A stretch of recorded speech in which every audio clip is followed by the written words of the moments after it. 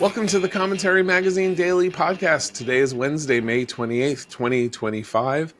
I'm John Podhoretz, the editor of Commentary Magazine. Just a quick note, our friend Dan Senor is going to do a live version of his Call Me Back podcast with former multi-administration official Brett McGurk talking about negotiations in the Middle East. That live podcast will take place at the JCC in Manhattan, and you can get tickets to it if you so choose by going to jccmanhattan.org. I believe that is next week, June 6th, something like that, if I have my time right. But if you go to jccmanhattan.org, you can find the information there. People who will probably listen to the podcast after it's taped live are my fellow colleagues here. Executive editor Abe Greenwald. Hi, Abe. Hi, John. Senior editor Seth Mandel. Hi, Seth. Hi, John. And Washington commentary columnist and director of domestic policy studies at the American Enterprise Institute, Matthew Continetti. Hi, Matt. Hi, John. I don't know where to go. So many things to talk about. I did want to make note of one inadvertently comic story in the New York Times where the Times portrays ICE, the Immigration Enforcement Service, as having taken a step up in the evil of its monstrous behavior, attempting to secure custody of illegals by noting their arrest in a certain place. They have it in a courtroom or somewhere of a high school student. It's a high school. They're now arresting high school students. People, what is going on here? Drop down 3 paragraphs in the story. This high school student is 20 years old. Now, granted, Bluto Blutarsky, 7 years of college down the drain. I understand that people do sometimes take a little while to get themselves through high school. They're held back. A 20-year-old illegal in a high school is in a high school to mask himself or hide himself from authorities. Another story in the New York Times yesterday, I believe, about a woman who has decided to self-deport to Venezuela with her 2 children because she's afraid that she might get arrested. So what's the issue in this story? What's the story? Yeah. The story is she doesn't really want to go back to Venezuela, but she's decided that she has to. Yeah. And, she's been working at a convenience store and her kids are in school. Sometimes they're hungry. And so obviously the ultimate goal of Trump administration, and should be Biden or anybody's policy in relation to illegals, which is to have them not enter our criminal justice system, but rather to go home where they are legal residents, even if, and I understand that Venezuela is not a great place to live, but they don't have legal authority, right, or standing to be here in the United States, that this should be a sort of tug on your heartstrings story, which it is. I really do think, maybe one thing we could do to help this is to work even harder to overthrow the Maduro regime in Venezuela and make life good for the Venezuelan people as it was before they made the inestimably stupid decision almost 20 years ago to install a socialist communist government in the person of Hugo Chavez, who then continued to steal elections, and then his successor stole more elections. But this is how the New York Times is now handling this. Any story that comes their way about somebody leaving the country is a story of our evil and depredation, even though we got a 20-year-old in a high school class and a person in Kentucky or somewhere or other who is like, I can't take the stress of worrying about getting rounded up, so I'm just going to do what I should have done in the first place and go home and not cross a border into a country in which I am not legally allowed to be present. Shouldn't the 20-year-old illegals hiding in high schools be among the first that we deport? I think they have to find them. I think that's part of the issue. But I mean, but that strikes me not as a sympathetic story to the to the illegal, but a sign of a particular type of danger And here. there's got to be more to the story. I mean, Yeah, we don't know whether Yeah. this student had links to crime. right. Certainly at the military age male, status, in addition to being an illegal immigrant. I think this story is representative of the liberal blindness to the consequences of their policies on communities and on people who don't have their social status or live in their type of closed off reality. You know, what has been the effect of the mass illegal immigration during the Biden years on America's schools? Has it been a positive effect or has it been a negative effect? I think it's been a negative effect. The public schools have been overcrowded. You have thousands upon thousands of kids showing up with no English skills, right? You have to devote resources to accommodating these kids. They, of course, need social support, right? So the impact on our welfare programs has been negative as well. And leaves aside any of the potential criminality or violent effects of these individuals who should just not be in the country. They shouldn't be in the country. And it was a bad policy that has let them into the country. And that bad policy is one of two main reasons Donald Trump is the president right now. So when you read stories like these, you are reminded that liberals just cannot comprehend why Donald Trump is president because this is a gimme. The illegal immigration These are a stuff is a gimme, right? gimme. So you can make the argument that in the two or the three most highlighted cases since Trump became president, that is, of course, Abrego Garcia, the man mistakenly deported to El Maryland man. Salvador, Maryland Maryland man. man. The Mahmoud Khalil here on a student visa, married to an American, and then this. I don't know, there are a couple of student cases, right? That in each case there is something arguable. There is a document. There is they're embedded in an institution. They're married to an American. Whatever it is you want to. There is a justiciable argument that their treatment is unfair or unjust. Finding somebody who is in this country illegally, detaining them and deporting them is not justiciable. Like that is, they do not have a right to be in the United States. They are not. They are afforded what you might call international human rights protections, or sort of like the protections that are due any civilized society due someone who is taken into custody, like habeas corpus, for example, in some circumstances. But this is an open and shut case. So if you want to have serious arguments about Mahmoud Khalil, which is still in the courts, that's fine. Taking somebody into custody who is an illegal is that's what we have a border patrol, and we have these laws for.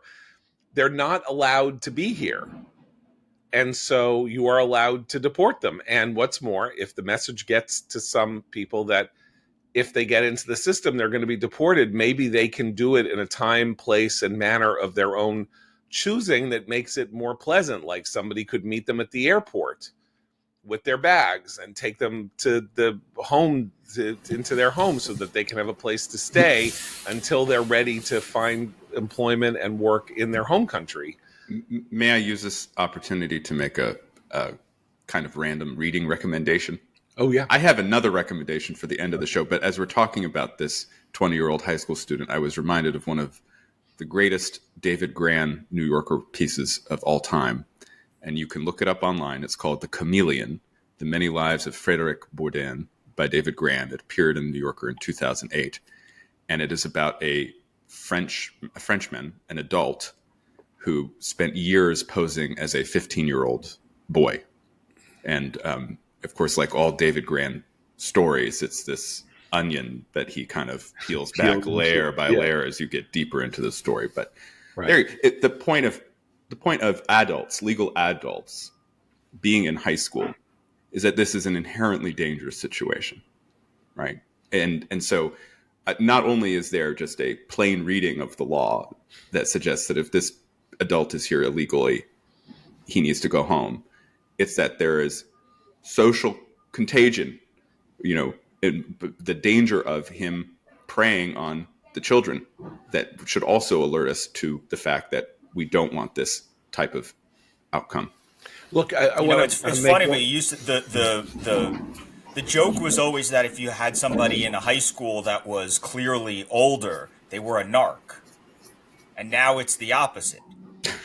They Right. were a narc or That's they how were, that's how right, they're an American pop anti-narc. culture has Yeah. changed. It was Yeah, it was Right. always how do you do, fellow kids, Right. yeah. sort of thing. And but the other thing is just to keep in mind, by definition, and I say this as a known squish on immigration and stuff, but by definition, the immigration stories are going to be sob stories.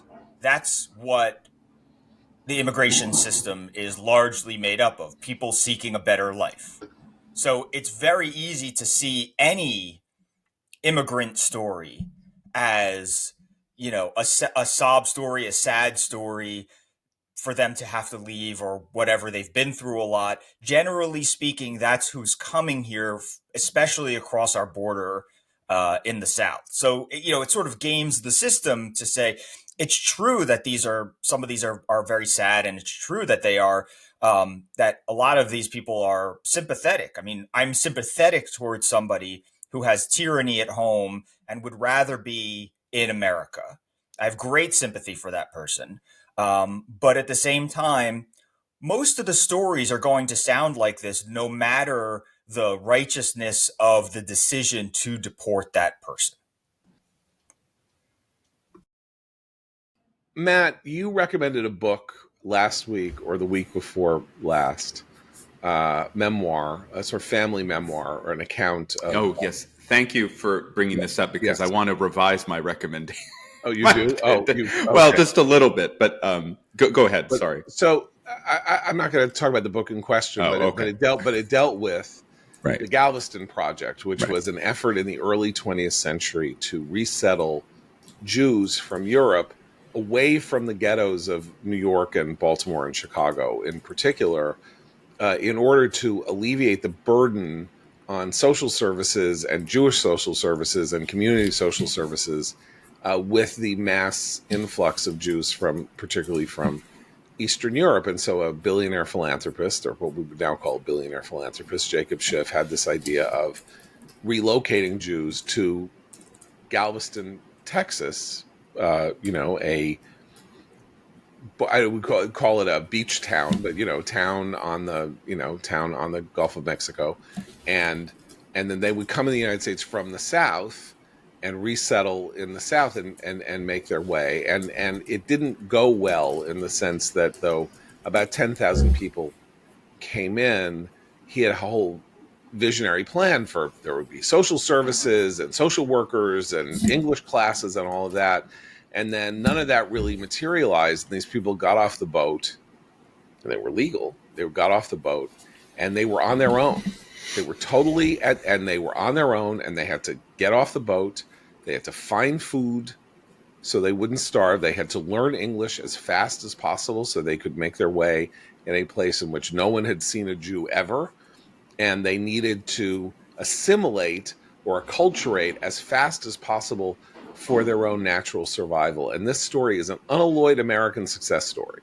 The Galveston Jews fanned out over the Southwest. They opened stores. They did this. They did that. 100 years later, they are, their descendants are all over America.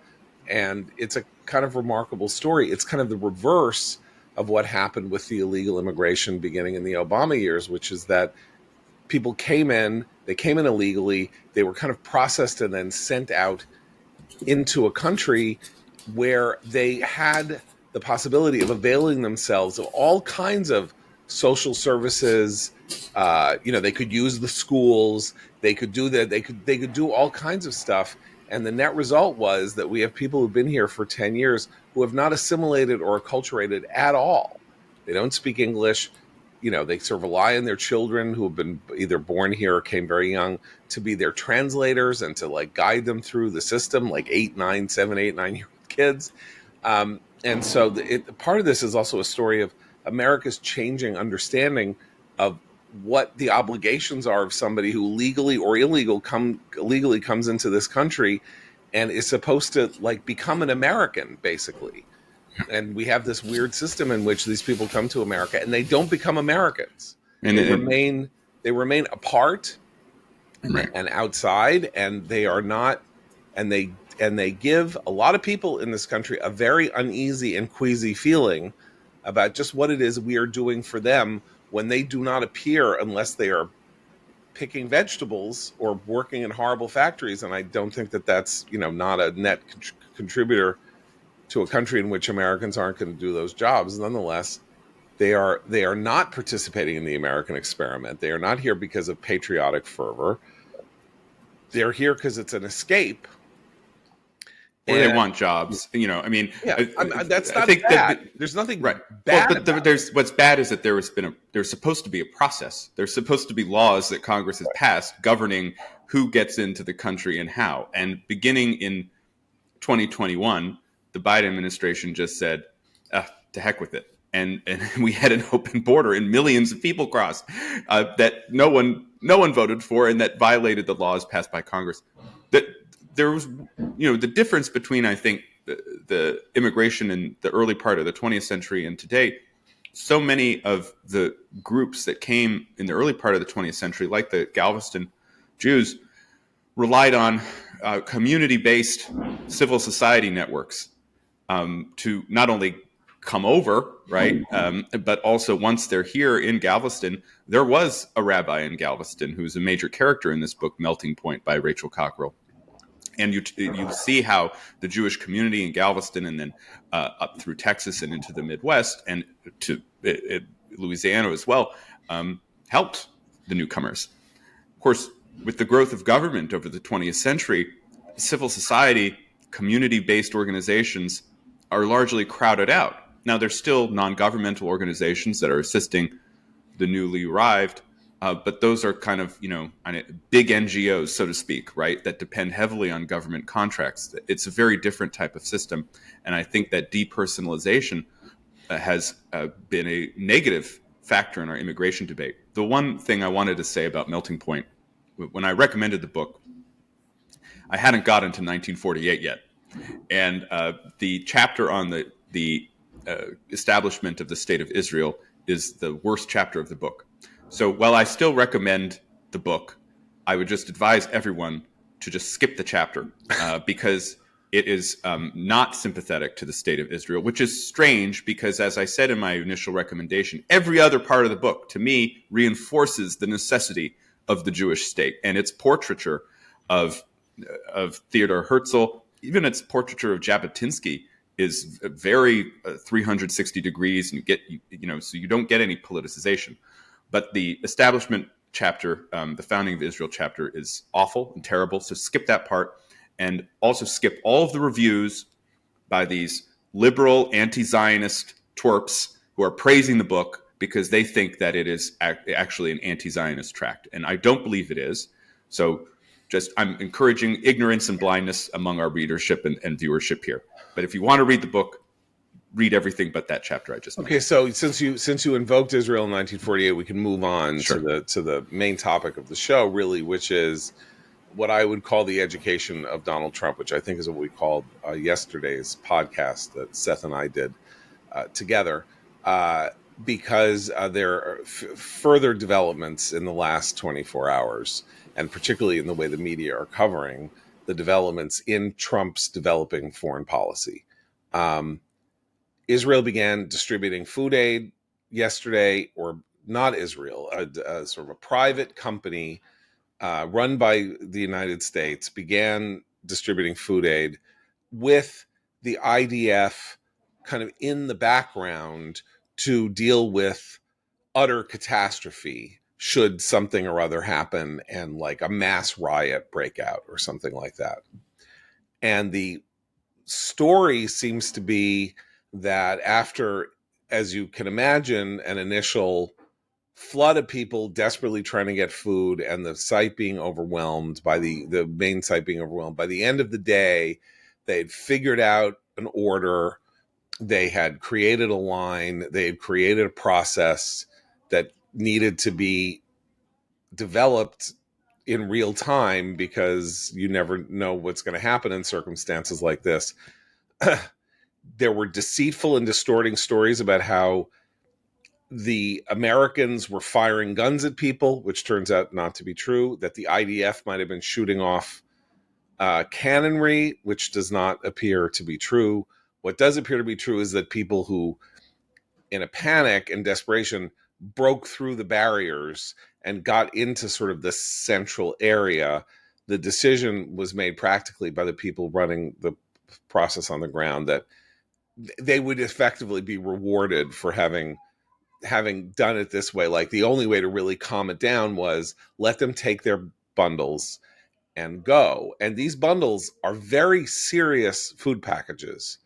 They provide 3,500 calories a day per person for 5 days for a family. I think it's either 4 or 6 people They are in getting a box. flour, pasta, white rice, beans, canned green beans, I think, which, vegetables, along with the occasional condiment like a bottle of tahina and a bag of chickpeas. Right. As the pictures that I've seen in Anyway, these it's books, high caloric. these are carbs and protein, in other Right. And it words. is deliberately high caloric food, and for a lot of people. And of course, Hamas has announced that it will shoot anybody that they see carrying one of these boxes, because, as you know, there's a humanitarian disaster and Hamas is there to exacerbate it. In other words, if they can't steal the food, which is what they were doing with the previous food aid, they will at least prevent other Gazans from getting food. And once again, we are faced with this astounding and unprecedented circumstance in which an army attempting to defeat another, let's call Gaza a nation, though it really isn't, is also being tasked with the task of feeding the very people whose pressure on the totalitarians who are controlling them is part of a military strategy to win the war.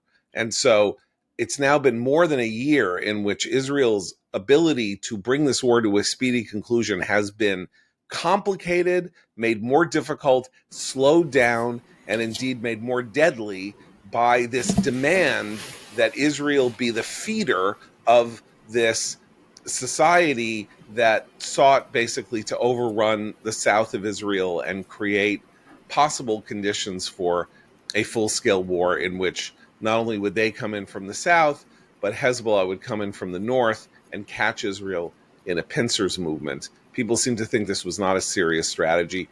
It was a serious strategy, and that then also gets us to Iran. But can I just go ahead on what happened yesterday? The first thing to be said, despite the chaos, is that this new plan to provide aid to the population of Gaza is already more successful than the Gaza Pier.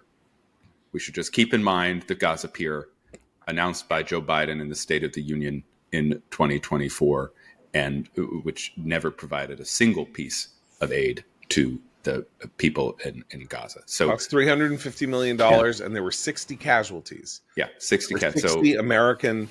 I mean, casualties is maybe not. Well, some 60 American poor guy, injuries. had died. There were because of an accident there. But there were 60 people injured in the So let's just keep that in mind. Yeah. The most important words in life are compared to what. And I think what happened was the rush to get the packages. One, people wanted the packages because Hamas has been hoarding them and using them as a tool to control the population.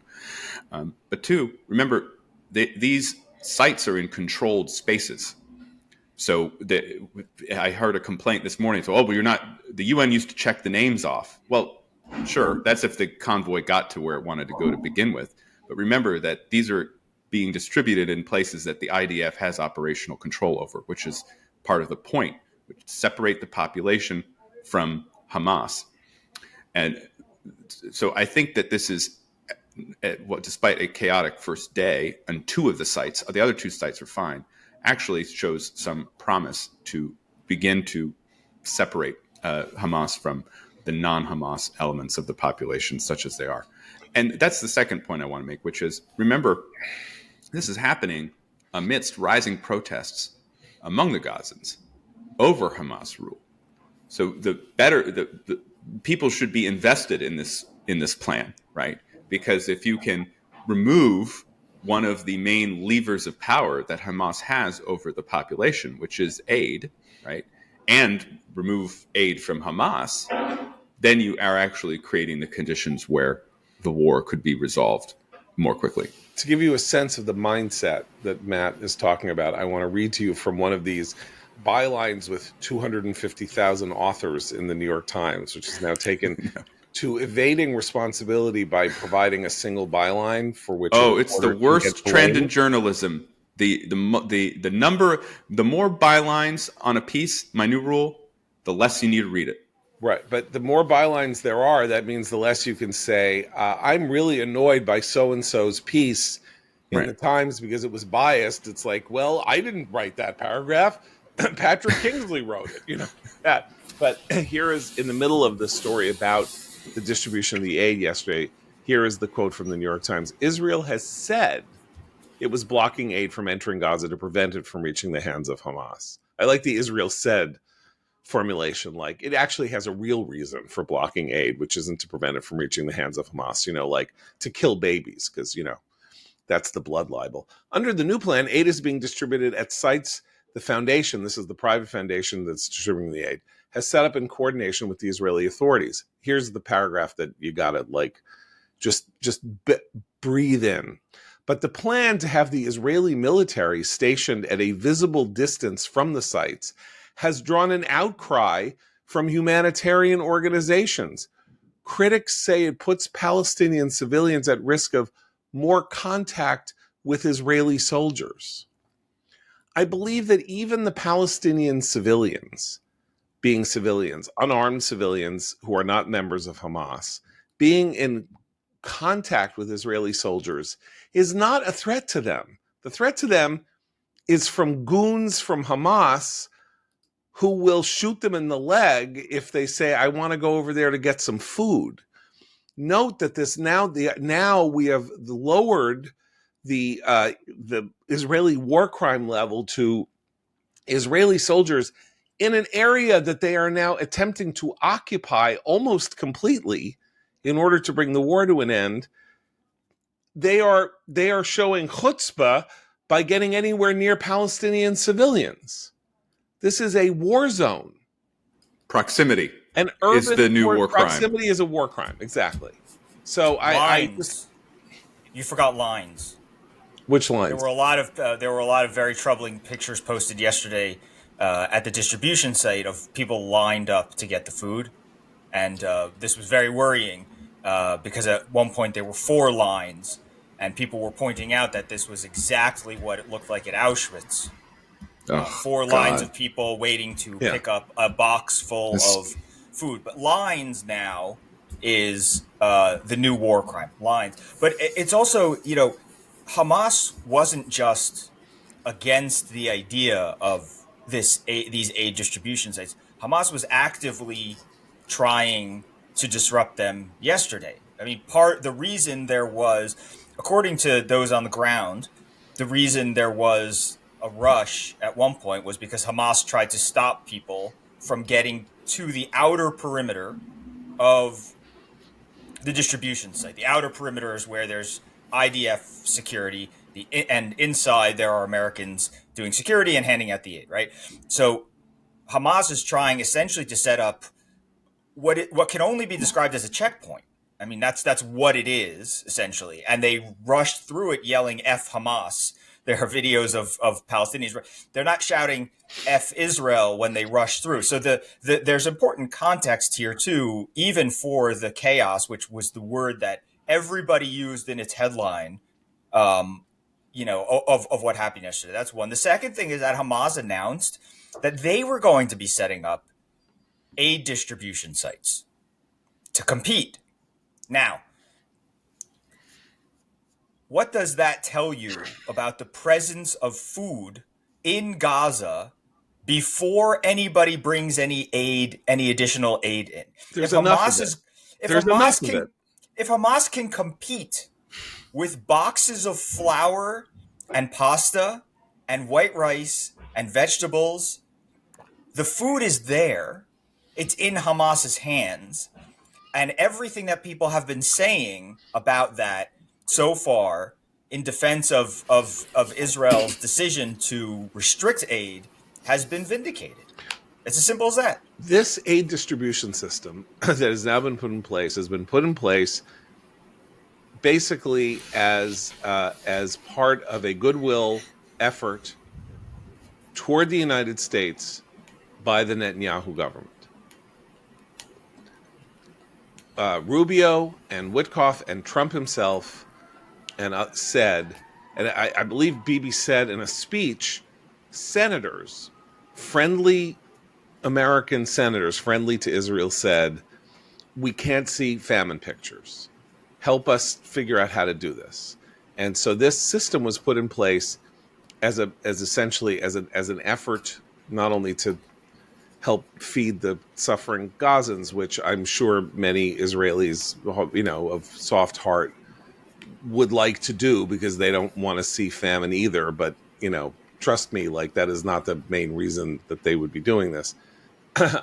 In order to sort of keep on America's good side and not give the Trump administration or friends of Israel any trouble about continuing to support Israel. So that's why it's happening.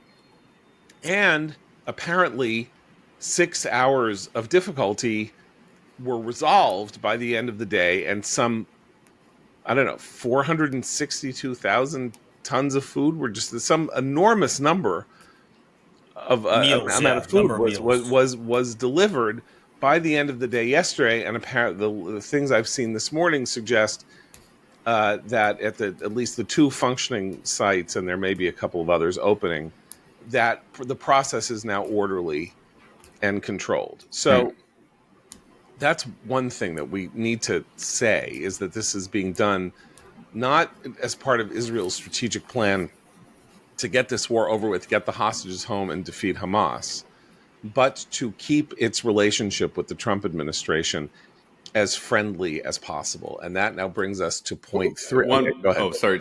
I want to make a point about the media role in this. And because Seth reminded me, the way in which the media is reporting the war in Gaza now is just beyond the pay. We've gotten so used to the deviancy in media coverage that we hardly remark on it. But I think this is a good point to talk about it because, of course, whenever Hamas was raiding these UN food convoys, it did not make the mainstream media, right?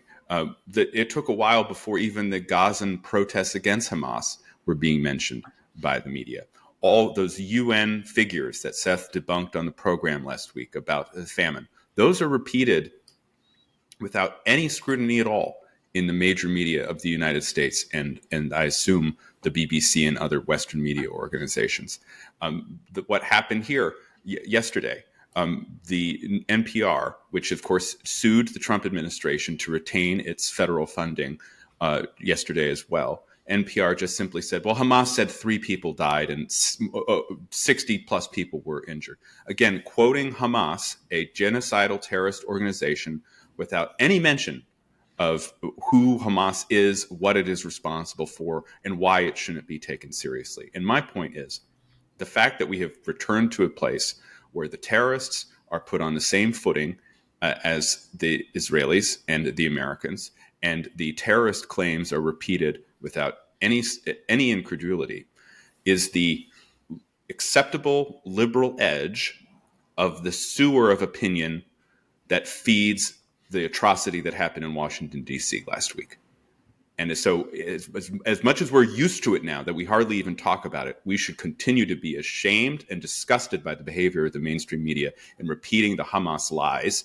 And even we should be infuriated at an organization like NPR, which while doing this says that they are somehow entitled to federal funds. Great. So again, moving on now. So Gaza, of course, is an Iranian satellite organization. Hezbollah, an Iranian satellite organization, and the Houthis in Yemen, an Iranian satellite organization. Let's put it this way: the offensive capacities of Hezbollah and Hamas have been rendered neutral or have been largely neutralized. The Houthis continue to fire ballistic missiles at Israel at about 4 o'clock in the morning, waking up my, 1.5-year-old and 4-year-old and 7-year-old and 9-year-old nieces and nephews from their slumbers as they have to run into a shelter until the all clear. I only mention my own family because it just gives you a sense of what it's like. It happens in the middle of the night, and you have to take precautionary measures, and this, if this happens night after night, obviously what you have is traumatized, exhausted children who are not able to have a Pacific night's sleep. Okay, that's the Houthi. That's still going on. We were at war with the Houthis. The United States was fighting the Houthis and an active conflict for 30 days, and then Trump called it off. Said, I'm done. We've had it. Whatever. And clearly this was some part of some, in my view, cockamamie notion about how to make some kind of a larger peace deal with Iran. And what we read today in the papers, which I only accept because it's clear they're coming from multiple leaks on various sides, is that the negotiations are proceeding apace, but there's a real sticking point there, Abe. The sticking point is we're saying no enrichment of uranium, and the Iranians are saying yes enrichment of uranium. And then we're saying, hey, you know what? I got a really interesting idea. How about we enrich uranium and you get some and the Saudis get some and your Aunt Floss gets some and everyone can get a little uranium. We'll mill it, but you don't make it. And the Iranians are like, no, we're going to enrich uranium. So then in an eerie echo of the JCPOA, the Iran deal that, of course, Trump pulled out of, and that was the shame of the Obama administration, we are now apparently in these talks floating the idea of them weakening their uranium. I don't know, there's some term that I can't remember, but essentially, taking the level of enrichment down, Diluting like it. the purity level. Yeah. Down below 3%, which is the sort of initial level that you're supposed to be at. And then you can move it up from 3% to 20% to 80%. When it's at 80% enrichment, then you are basically weapons. You're ready to fire it off in a ballistic missile at somebody. If you're going to negotiate with the Iranians and the Iranians are just saying no to everything, the question is, if they're such great negotiators, if Witkoff and Trump and everybody are such great negotiators, why are they negotiating with themselves if these stories are true? Well, I wish they're saying no enrichment. The Iranians are saying yes enrichment. Then they're like, well, how about a little enrichment? That's for Iran to say, not for us. We are not Iran's negotiators. We are our own negotiators. Our position is no enrichment. I wish either side, and I mean this, would stick to their red line.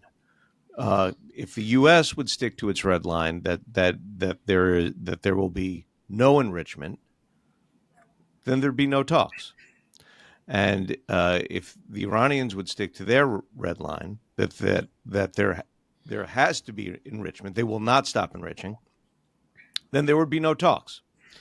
But the truth is, Iran is getting out of this what it has wanted to get out of this, which is to drag it on, which is to pretend there are red lines. I mean, ultimately there are red lines, but this is all kabuki anyway. This is for the process itself, because as long as they can drag it out, as long as Iran can say, we're not going to talk. Okay, maybe we'll talk a little. Well, that's we're definitely not talking. Okay, Wednesday we'll talk a little bit about that. As long as that goes on, it buys the Iranians time. It keeps their currency afloat. And it keeps the Trump administration potentially staying Israel's hand. So all of this is aimed at something else, at other things. It is not ultimately pointed toward, and this was also the problem with the JCPOA. It wasn't really ultimately about preventing Iran from getting the bomb.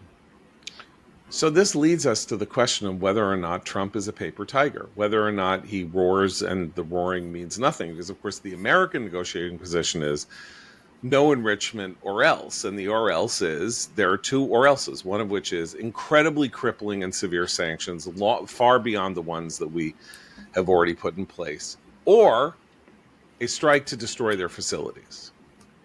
These are the two ors, and we therefore should be feeling as though we are in the upper hand in these negotiations because we have two triggers, one economic and the other military, and they have nothing. They have this, they have this ragtag band of terrorists in Yemen firing missiles at Israel. What do they have? So why if these stories are true, why we are essentially giving them a couple of solids if Trump is such a great, tough negotiator, I don't entirely understand. And what the Iranians are bidding for is some kind of an agreement that is papers over the fact that there is no agreement that will lead the Trump people to say, oh, we have a win, and we are therefore going to do whatever we can to block Israel and Netanyahu from striking Iran because we want to take a victory lap and stay at the negotiating table. Right. So there's speculation that the two sides might try to create or co-sign an interim agreement, an establishment of principles for further negotiation. And if they're successful in that, it would achieve Iran's main goal, which is, as Abe says, play for time, preserve the regime, preserve as much of the nuclear infrastructure as they can in order to rebuild and rearm after Israel's successful strike last autumn. The question for me is, what would be in this interim agreement, and what would America offer the Iranians? Would they get sanctions relief by signing this interim agreement? What would they say they would be responsible for under it? Even an interim agreement kind of beggars the imagination. So this result of this is that Trump, despite his obvious desire to resolve this peacefully, is beginning to look relatively weak. And there's no reason for the Iranians to not continue to push for more and more concessions from the Americans. I think this is related similarly to what's happening in Ukraine. But here, the Iranians are playing their cards better than the Russians. With the Russians, when Trump gave his tweet over Memorial Day weekend saying that I don't know what happened to Putin, he's crazy, the Russian response was to insult Trump. That's never a good response. You don't insult Trump because then he's going to insult you again.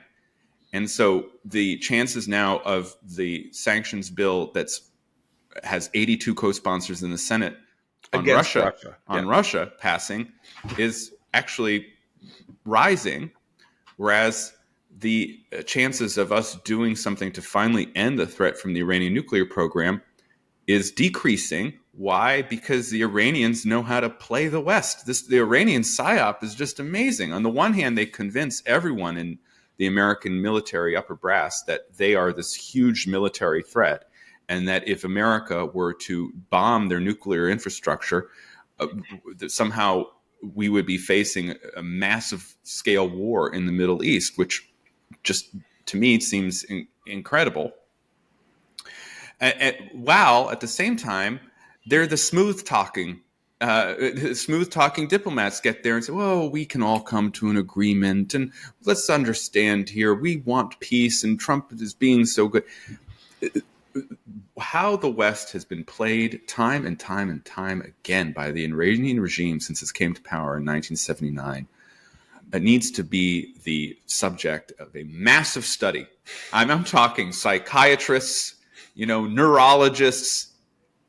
Just study these documents and figure out how again and again the Iranians have sold us a bill of goods, and this revolutionary regime, the world's largest sponsor of terrorism, is able to escape culpability and continue its devious plans without any real consequences. I mentioned this proposal that was floated. We don't know by whom, or in what circumstances. We know that the technical advisor on the talks between the United States and Iran is one Michael Anton, former somebody I edited 30 years ago at the Weekly Standard, who wrote about culture, has somehow now refashioned himself as a foreign policy expert, a person who said that we needed to elect Donald Trump so he could fly a plane into the ground, which apparently was a good thing, and is now the technical, as a head of policy planning at State and the technical nuclear negotiator person. So let's just say if this proposal comes from the United States in some fashion, it comes from Michael Anton. This entire thing about Iran and its nuclear bomb is not just about Iran, and has never been just about Iran. When it started, when we started talking about the need to do something about the Iranian nuclear program, it was almost 20 years ago. After Ahmadinejad, the elected president of Iran, started talking about destroying Israel and leaving it and ending its existence, and we knew that they were nuclearizing in some fashion. And so John McCain and others started talking about the need to bomb Iran, to do essentially what the Israelis did at Osirak and in Syria, and kill the program off in its infancy. And why? Not just because of the existential threat to Israel, but because if Iran gets a nuclear weapon, it instantly causes a rush toward nuclearization in the Middle East, and that means Saudi Arabia. Saudi Arabia, the richest of the Arab oil states, the most powerful of the Arab oil states, and the protector and the sort of the guardian of Mecca and Medina. And we do not want Saudi Arabia to be a nuclear power. It would be demented and insane of the United States to wish actively or to participate in the going nuclear of Saudi Arabia, because it's actually a relatively stable regime in the sense that it's been in the family of the Sauds for 120 years. So it's not as though it gets overthrown all the time, but you never know. You don't know. It's a powder keg. Osama bin Laden rose from there. There were demonstrations in Mecca and Medina in the 80s and 90s that suggested the regime might be looser and not as powerful as it might be.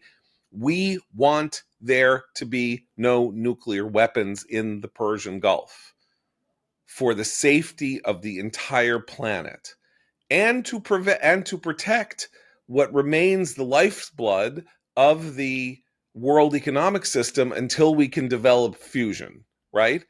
So now, are we actually having a conversation with Iran in which we're talking about making sure that they won't enrich themselves, so we'll create an international consortium allowing them and others to have nuclear fissile material?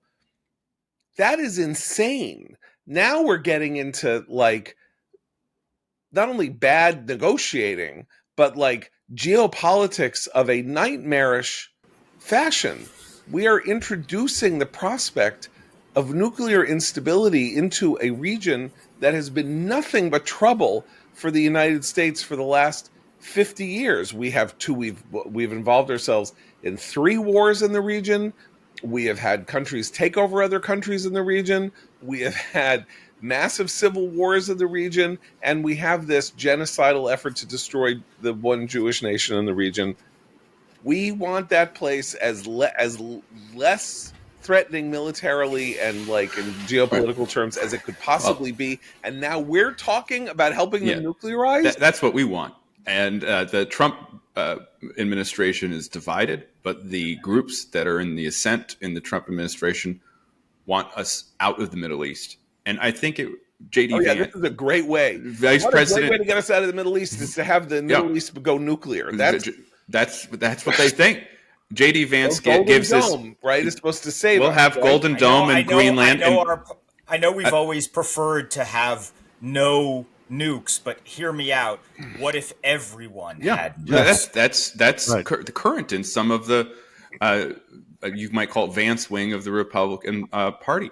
Vance gave a very interesting commencement at the Naval Academy over the weekend, and he said for 20 years We've misspent our military resources. We've exploited you, the sailors and Marines in the class. And we're not going to do that anymore. We're not going to do that anymore. We're going to be very different foreign policy. And that's the type of foreign policy that Vance and his allies are putting into place. Whether it's the deal with the Houthis, which of course Vance opposed our military strikes against the Houthis. Now we have the deal with the Houthis.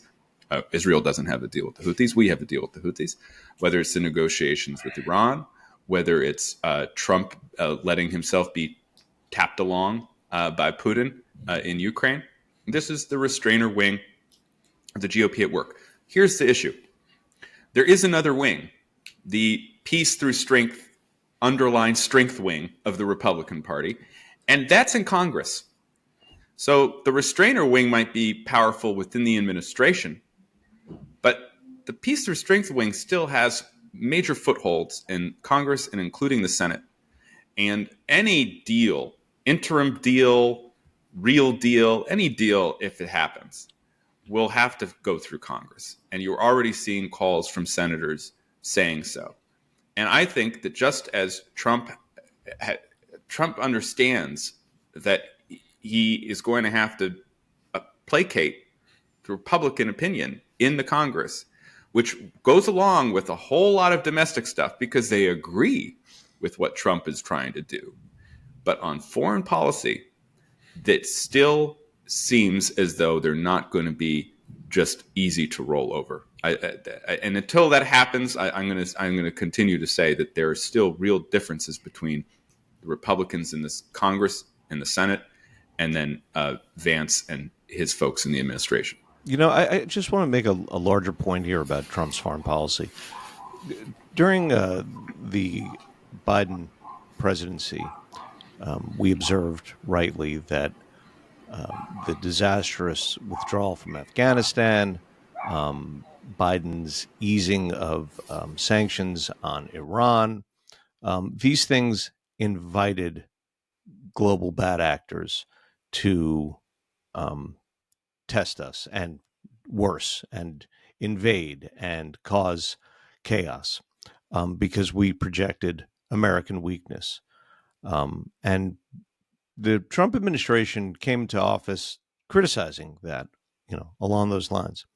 Trump has now, in his fruitless, pathetic pursuit of Putin, in his ongoing negotiations with Iran, J.D. Vance in these speeches about how we're not going to deploy American troops willy-nilly, Trump doing things like lifting sanctions on Syria, negotiating with Hamas at every point.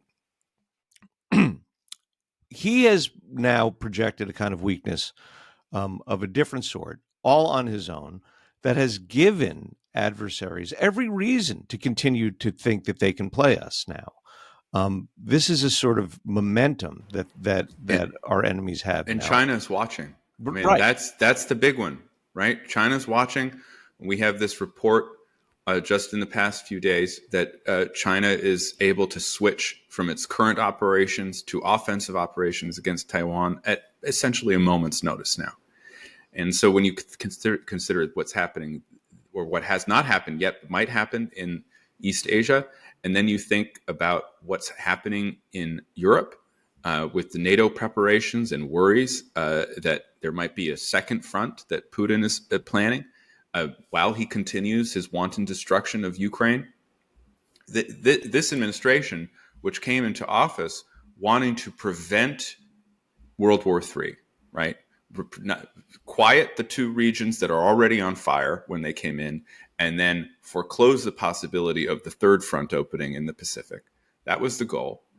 The administration is not achieving the goal, and I believe it's because of its departure from the successful policies of Trump 1.0. So the question is, at what point does Trump awaken to the fact that if Putin's cat's paw, Dmitry Medvedev, his one-time successor, and now, of course, his slavish deputy because he wasn't even his successor, says, when Trump says, you're playing with fire. You're crazy. The things are going to get really serious now. And Medvedev says in a tweet, "You want to know what serious is? World War III." So they're not only insulting Trump, they're openly threatening. I mean, I know it's not open; it's Twitter, but they're openly threatening direct confrontation with the United States in the form of a nuclear exchange. Is he going to sit there and take this? I think he is days away from dropping a bomb on Putin's head. I mean, I don't mean a literal bomb. I mean a economic sanctions bomb on Putin. He's clearly lost his temper. He's lost his patience. He's angry. He feels like he's been played for a fool. He has been played for a fool. And let's see if he puts his money where his mouth is as a tough guy.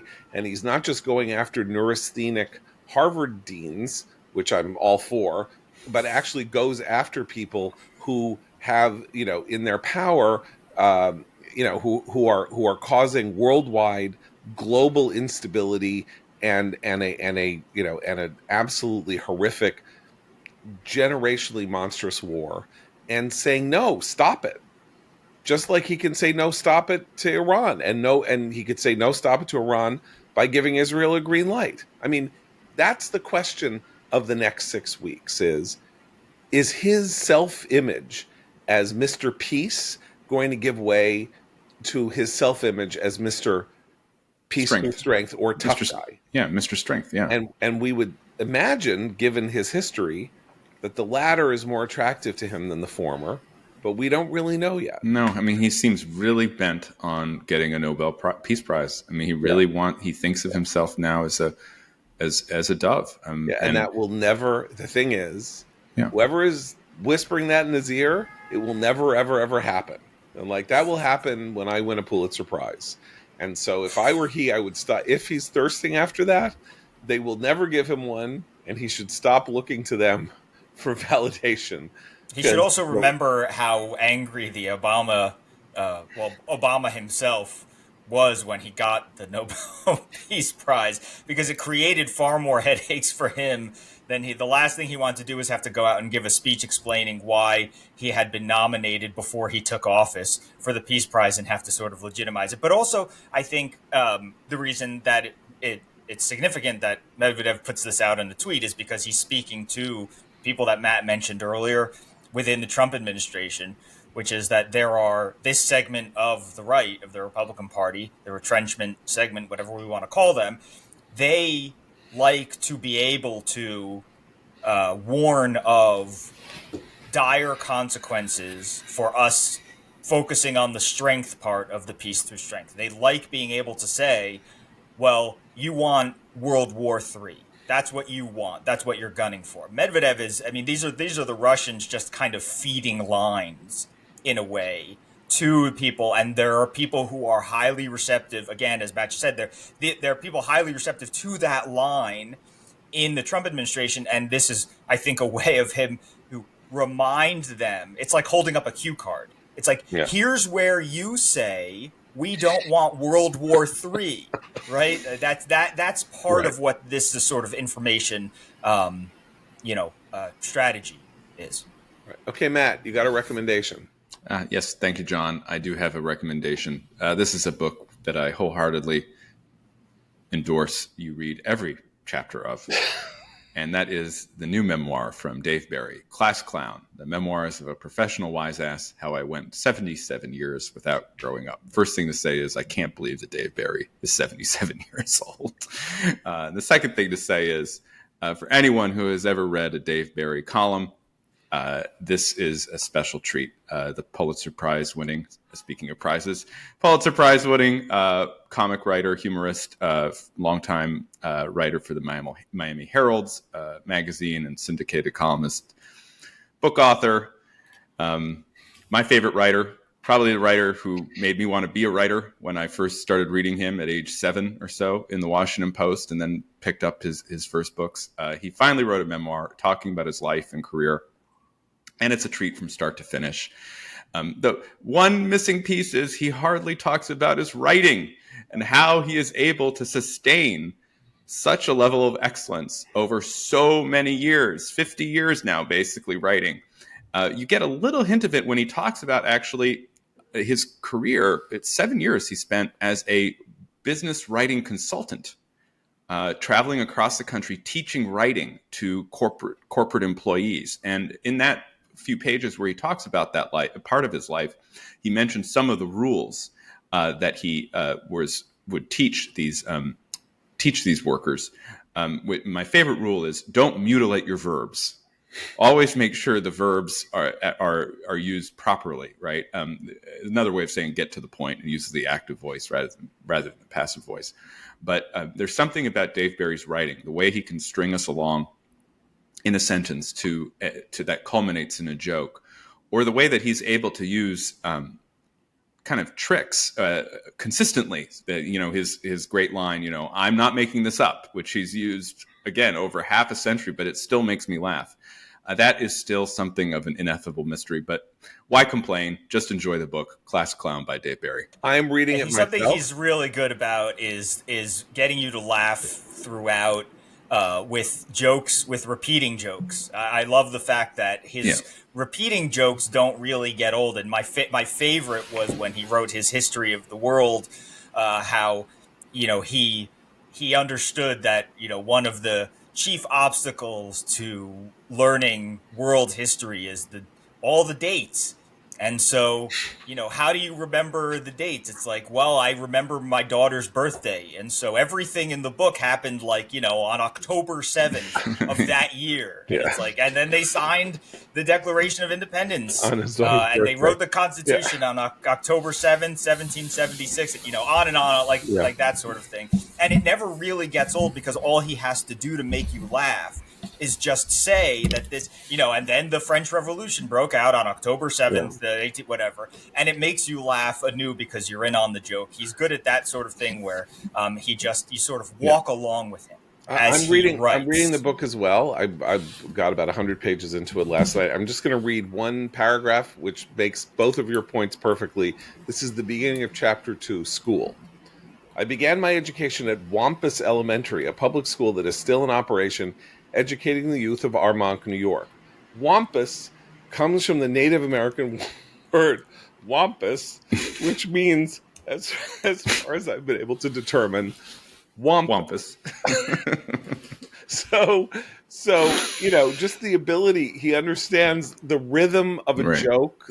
And a joke in print, of course, is very hard to pull off because it's one thing to hear someone say something unexpected, but reading it, is a horse of a different color. And he is one of the 3 or 4 people, practically in my experience, who have ever lived, who are able to craft a sentence that will make you laugh out loud. Paul Rudnick is one, P.G. Wodehouse is another, Dave Barry. Wampus, which comes from the Native American word wampus, which means wampus. Anyway, that's Class Clown. So, a great recommendation. We'll be back tomorrow. For Matt, Seth, and Abe, I'm John Podhoretz. Keep the candle burning.